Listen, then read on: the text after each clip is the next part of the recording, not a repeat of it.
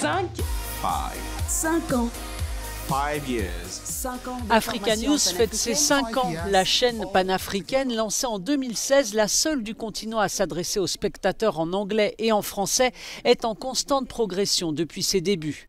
Elle est aujourd'hui diffusée dans plus de 50 pays et touche plus de 35 millions de foyers sur le continent africain, mais aussi au-delà. D'abord installée à Pointe-Noire, en République du Congo, elle diffuse désormais depuis les locaux de sa grande sœur européenne, Euronews, basée à Lyon, en France. Une chaîne panafricaine qui diffuse en anglais et en français, faite par des Africains, c'est nouveau. C'est cela dont le continent a besoin.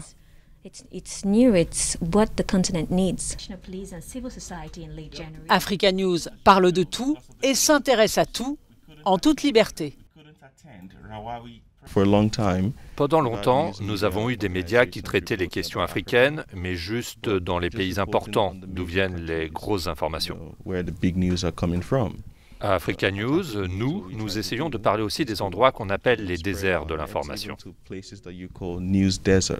On travaille en Afrique et généralement on se dit mais vous êtes en Afrique, peut-être que vous allez subir des pressions de la part du gouvernement. Heureusement non, on n'a pas connu ce genre de choses.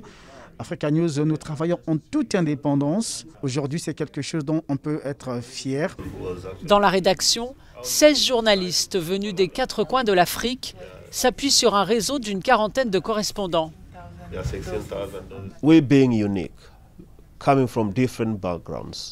Nous sommes uniques, venus de différents horizons.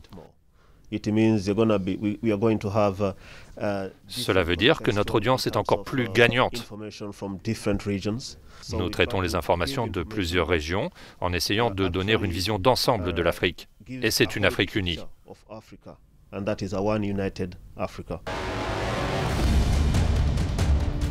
En 2016, Africa News est couronnée meilleure chaîne pour son lancement. Mais d'autres faits marquants jalonnent ses 5 ans d'existence. George Weah, en 2016, qui annonce sa candidature à la présidence de Libéria. Il est depuis président de Libéria, c'était en 2016 sur Africa News en exclusivité. Saïf al-Islam qui remet ses accusations sur le dos de Nicolas Sarkozy, c'était en 2018 et ça a été repris, c'était un scoop d'un correspondant d'Africa News, ça a été repris partout dans le monde. Et nous avons accompagné les premiers pas du président de la RDC, Félix Tshisekedi, c'était au Japon, c'était son premier voyage officiel à l'étranger après qu'il ait été nommé président. La chaîne va consacrer plusieurs émissions spéciales à son anniversaire jusqu'au 9 mai avec ceux qui comptent en Afrique et toujours avec professionnalisme et bonne humeur.